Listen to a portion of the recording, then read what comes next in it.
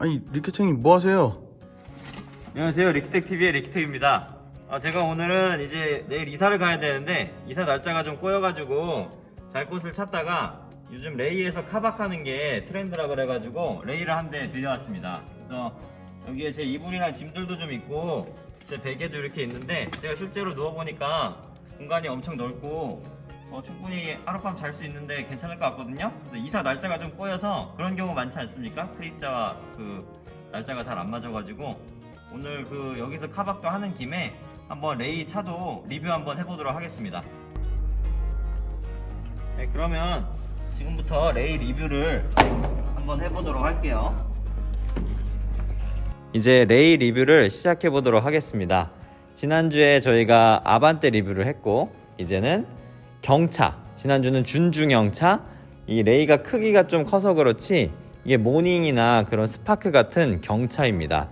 그래서 레이가 처음에 출시됐을 때부터 선풍적인 인기를 끌었던 이유 중 하나는 경차이지만 좀 기존의 경차들과 다른 예쁜 디자인적인 측면을 가지고 있고요. 그리고 이 차의 가장 큰 특징은 이 높이에 있습니다. 이 전고가 무려 1700mm, 170cm에 달합니다. 그래서 요거보다 작으면 이제 170 안 되는 거예요. 그래서 이제 170cm고 이게 어느 정도인지 감이 잘 안 오시는데 저희가 리뷰했던 볼보의 XC40 5천만원짜리 차, 그 다음에 XC60도 다 1700mm가 되지 않습니다. 그래서 SUV보다도 전고가 높고 아반떼 같은 경우는 1450mm예요. 그래서 아반떼보다도 훨씬 이 전고가 높기 때문에 이 실내 공간을 되게 잘 활용할 수가 있습니다. 일단 이 차의 디자인적인 측면을 보시면 약간 이렇게 입술이 튀어나온 듯한 귀여운 측면을 가지고 있어요. 그래서 처음에 출시됐을 당시에 정말 선풍적인 인기를 끌었었고 이 차와 이제 비슷한 차로 이제 꼽히는 게 닛산의 큐브라는 차량이 있습니다. 박스카, 박스형식의. 근데 차이점 같은 경우는 그건 이제 소형차로 분류가 되고 엔진 같은 경우도 그건 거의 이제 2000cc에 가깝고 얘는 1000cc가 안 돼요. 998cc 가지고서 그런 차이가 있고 가격도 이 차 같은 경우는 이제 1300만 원대부터 스타팅합니다. 1300에서 1500만 원대까지 옵션에 따라 있고 큐브 같은 경우는 2000만 원이 넘어가는 경우가 많아서 거의 한 2배 정도 차이가 나는 경우가 있죠. 이어서 이제 레이의 옆면 리뷰를 한번 해보도록 할게요. 그래서 뭐 기본적으로 바퀴 같은 경우는 14인치 휠이 달려서 귀여운, 지금까지 저희가 리뷰했던 차 중에 가장 좀 바퀴 사이즈가 작은 모습을 볼 수 있고요. 이 차의 이제 특징은 안쪽 구조에서 나옵니다. 이 문이 이 앞좌석 같은 경우는 이렇게 일반 문 열리듯이 90도까지 이게 열리게 되고, 이게 특징이 이제 조수석 쪽에 있는 뒤 후문은 이게 슬라이딩 도어 방식입니다. 그래서 이제 옆으로 열게 돼 있어서 공간을 덜 차지하고 차량을 이제 타고 내릴 때 그런 점에서 굉장히 공간적인 우열을 볼 수가 있죠. 그래서 이렇게 한번 보시면 차가 엄청 넓습니다. 그래서 실제로 이제 안에 뭐 물건을 실는다든지 트렁크 공간이 거의 없다고 볼 수 있지만 그래도 이렇게 안에 들어가거나 이런 데는 차를 타고 내리는 것도 굉장히 편합니다. 이 공간이 넓어서 그냥 이렇게 거의 구부리지 않고 이렇게 들어갈 수 있어서 이 어마어마한, 저희가 항상 리키텍TV가 항상 가장 좋아하는 리뷰 중에 하나가 이제 레그룸 이제 공간인데, 뭐 이거는 뭐 소형차, 경차라고 볼 수 없을 만큼 넓은 공간을 가지고 있습니다. 이 차가 이제 뒷좌석이 굉장히 넓게 느껴지는데요. 이제 레그룸도 어마어마하고 이렇게 있는데, 그 이유는 이제 이 차가 그 트렁크 룸이 공간이 거의 없습니다. 그래서 이제 내려서 그런 것들을 한번 살펴보시도록 할게요. 그래서 그 전에 이제 문을 닫고, 이 차 같은 경우는 이제 대신에 요 길이는 뭐 아반떼보다 훨씬 짧죠. 이게 3595mm고 아반떼 같은 경우가 4650이니까 거의 한 1m 정도 아반떼가 더 길다고 볼 수 있죠. 대신에 전고 높이는 이게 아반떼보다 한 30cm 정도 높습니다. 그래서 이제 공간 활용에 좀 이제 이점이 있고요. 이 차 같은 경우는 아까도 말씀드렸듯이 이제 박스형 카, 그래서 이제 90도로 그냥 내려옵니다. 이렇게 쫙 닛산 큐브처럼. 그렇기 때문에 사실은 원래 일반 이제 세단이나 뭐 SUV 같은 차량들은 여기가 좀 튀어나와서 둥그렇게 튀어나오거나 이제 뒤에 부분이 튀어나오면서 트렁크 공간이 있는데, 박스형이다 보니까 이제 그런 공간이 없고, 그래서 이제 트렁크를 한번 보시면, 자 이렇게 올라갑니다. 사실은 거의 공간이 없다고 보시면 돼요. 여기서 이렇게 보면은 여기 시트하고 요 사이에 뭐 백팩 정도 하나, 골프백은 절대 안 되고 앉아서 앉을 수도 없네요. 그래서 대신에 이제 이 차에 어마어마한 저희가 이제 오프닝 때 보여드렸던 그런 장점은 바로 시트 폴딩에서 옵니다. 제가 아까 이 차 안에서 누워서 자고 있었는데요. 그걸 어떻게 했는지 한번 보여드리도록 하겠습니다. 이쪽으로 와보시죠. 그래서 이제 차문을 여시고 앞좌석부터 내려가게 되고 이쪽으로 보시면 버튼만 누르면 여기 버튼만 누르면 손쉽게 이게 가능해요. 그래서 이렇게 서면은 이렇게 공간이 엄청나게 넓습니다. 실제로 이 차량을 이 안에 판을 대거나 이렇게 꾸며서 그 캠핑카처럼 이제 이렇게 시트 폴딩을 해보았는데요. 이렇게 시트 폴딩을 하면 이 차의 강점이 엄청나게 드러납니다. 이 전고가 높아서 이게 170이라 그랬죠? 그래서 이제 높아서 이렇게 옆으로 눕거나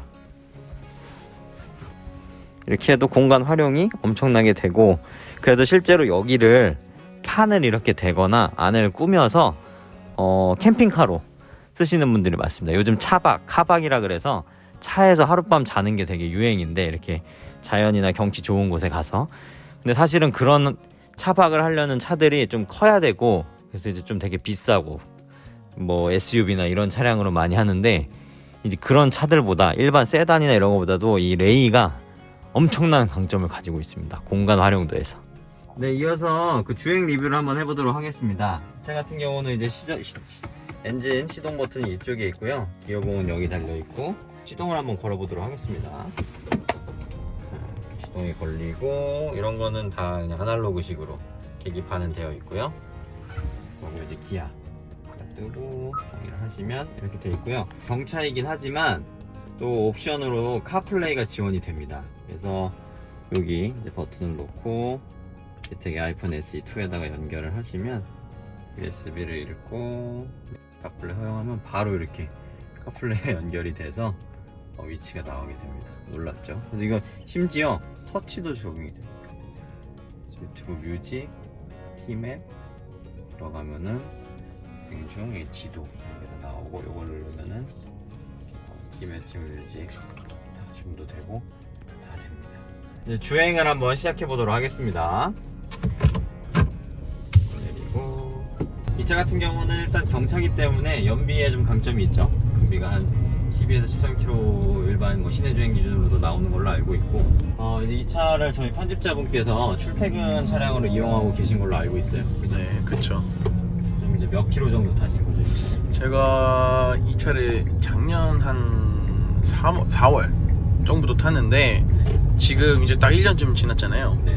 제가 한 2만 정도를 탄 것 같아요. 많이 타셨네요. 네, 그래서 이제 좋은 점이 뭐냐, 리키탱님 벤츠 타고 다니시고, 네네. 다닐 때 고속도로 다닐 때 톨비 타 내죠. 다 100% 내시잖아요. 내죠. 톨게이트비가 50% 할인이에요. 아, 경차여세요? 그렇죠. 아, 톨비 50%. 예, 그리고 또 좋은 게 뭐냐면, 또 이제 대표적인 공영주차장이 한강 이런 데가 공영주차장이잖아요. 그렇죠. 근데 이제 서울이나 이런 데는 좀 되면 비싸요. 비싸죠. 예. 비싸죠. 근데 이제 공영주차장 가면은 50%가 할인이 돼요. 아, 이것도. 네. 경차 혜택이 생각보다 맞네요. 예.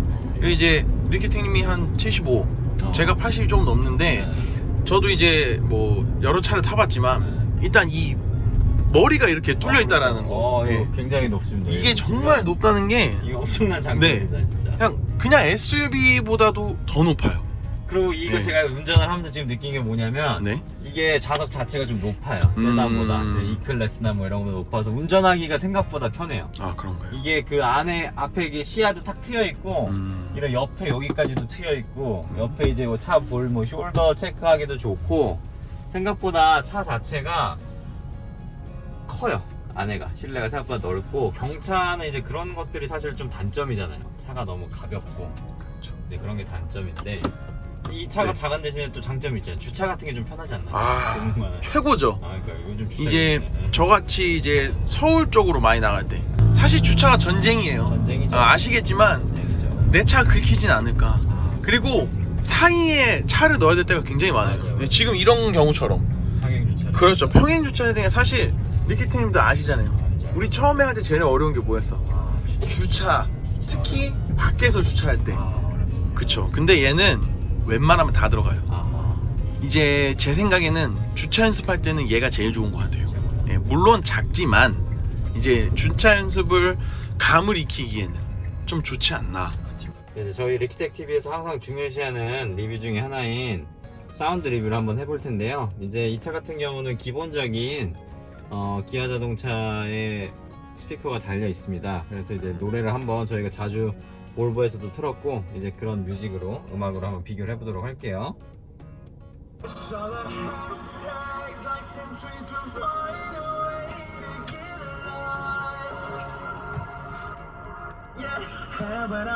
이 정도면은 뭐